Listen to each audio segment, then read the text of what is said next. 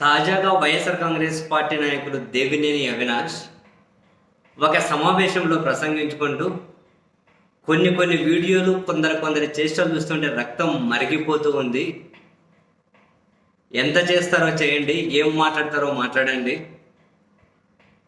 మరో 3-4 సంవత్సరాలు ఓపిక పడితే వచ్చే ఎన్నికల్లో మ్యాజిక్ ఫిగర్ 88 అలా నంబర్ పడగానే ఇప్పుడు మాట్లాడిన వాళ్ళందరూ కూడా అప్పుడు ఎందుకు మాట్లాడాంరా బాబు అని చెప్పి అనుకునేలా కనుక చేయకపోతే ఎన్ని మాట్లాడతారు ఇప్పుడు మాట్లాడండి అని సీరియస్గా ఆయన వార్నింగ్ ఇస్తున్న వీడియో నెట్టింట వైసీపీ కార్యకర్తలు బాగా సర్క్యులేట్ చేస్తున్నారు.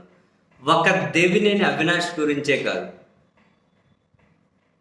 ఈ మధ్యనే ఏదో సోషల్ మీడియాలో పోస్టులు అని చెప్పి ఒక వైసీపీ కార్యకర్తని ఏమైనా సోషల్ మీడియాలో ఒక యాక్టివిస్ట్ని అరెస్ట్ చేశారట, మళ్ళీ ఏమో నోటీసులు ఇచ్చారట. అతను నిన్న ఒక పోస్ట్ పెట్టినట్టున్నారు. ఎన్ని నోటీసులు ఇస్తారో, ఎన్ని రోజులు జైల్లో పెడతారో, ఇప్పుడు 4 సంవత్సరాలు పెడితే జైల్లోనే పెట్టండి.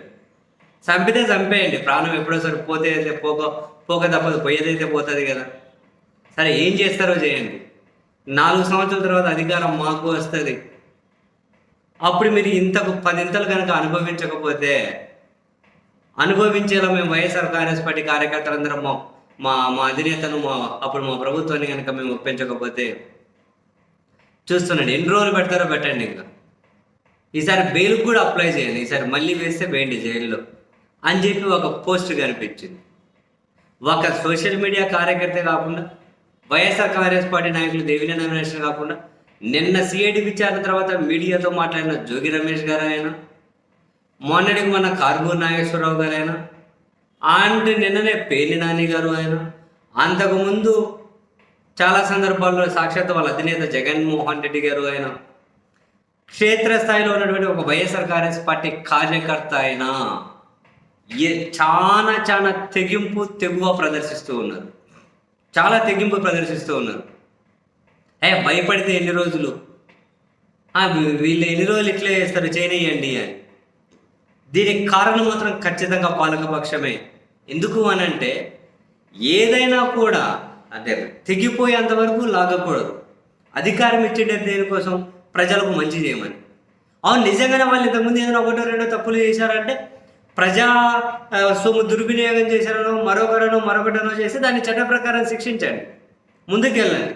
లేదు మిమ్మల్ని ఏమన్నా అదో ఇదో మాట ఏదో ఎక్కడో దగ్గర 1 సార్లు 2 సార్లు అంత ఎక్స్ట్రీమ్ కాకుండా 100 సార్లు ఎవరైనా ఉంటే మీరు ప్రభుత్వ అధినేతలుగా బాధ్యతగా ఉన్నది చేసే వాళ్ళు కానీ వదిలేశారు. మళ్ళీ ఇప్పుడు కనుక రిపీట్ చేస్తూ ఉంటే వార్నింగ్ ఇవ్వడమో లేకుంటే మరొకటి చేయాలి.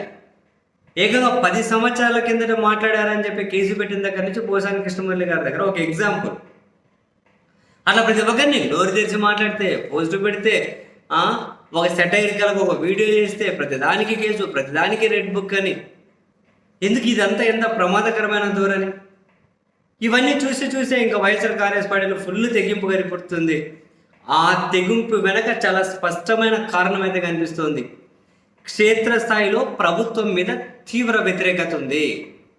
జగన్మోహన్ రెడ్డి గారు 10 మేలు వీళ్ళకంటే అనే అభిప్రాయం, జగన్కి ఓట్లు వేయని వాళ్ళు కూడా ఆ అభిప్రాయానికి వచ్చేసారు. ఈ నెగటివిటీని వీళ్ళు పోగొట్టుకోవడం అంత అసలు ఈజీ కాదు. ఈ 3 పార్టీలు కాకుండా ఇంకొక 3 పార్టీలు కలిసిన ఈసారి జనాలు ఓట్లు వేసేటట్లయితే కనిపించడం లేదు. ఎన్నికలప్పుడు ఇంకేమన్నా కనుక బ్లాక్ మ్యాజిక్, మాయలు మంత్రాలు ఏమన్నా చేస్తే చెప్పలేమేమో, అప్పుడు చెప్పలేమనేమి ఉండదు. ఇంకేమన్నా అపార్ట్ ఫ్రమ్ శకుని పాచికల ఎలాంటివి ఎగ్జిక్యూషన్ జరిగితే అప్పుడు ఏదో జగన్మోహన్ రెడ్డి గారు ఈ పదం వాడారు కదా, ఇంకా అట్లాంటివి ఏముంటే ఏమో మనం ఏం చెప్పలేం. కానీ బట్ క్షేత్రస్థాయిలో తీవ్ర వ్యతిరేకత ఈ కూటమికి ఓటేసిన వాళ్ళ దగ్గర నుంచి కూడా. సో జనాలలో వ్యతిరేకత కనిపిస్తుంది. ఏ ఇద్దరు మాట్లాడినా ప్రభుత్వాన్ని తిడుతూ ఉన్నారు. సో వైఎస్ఆర్ కాంగ్రెస్ పార్టీ శ్రేణుల్లో నెక్స్ట్ ఎప్పుడు ఎన్నికలు జరిగినా అధికారం మాదే అన్న ధీమా వచ్చేసింది. ఆ ధీమాలో నుండి ఈ తెగింపు కనిపిస్తుంది. ఆ ధీమాలో నుండి ఈ వార్నింగ్స్ కనిపిస్తూ ఉన్నాయి. ఆ ధీమాలో నుండి వైసీపీ ఇంత యాక్టివ్గా కనిపిస్తుంది.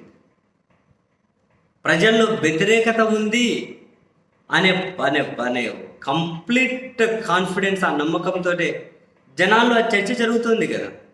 వైసీపీ నాయకులకు కనిపిస్తూ ఉంది కదా. అని మొన్న వీళ్ళు చేయించుకున్న సర్వేలోనే, చంద్రబాబు గారి నేతృత్వంలో వీళ్ళు చేయించుకున్న సర్వేనే దాదాపు 71 నియోజకవర్గాల్లో తీవ్ర వ్యతిరేకత ఎమ్మెల్యేలు ఎదుర్కొంటున్నారు. సో చాలా అంశాలు వైసీపీ నేతలను అయితే ప్రభావితం చేస్తూ ఉన్నాయి.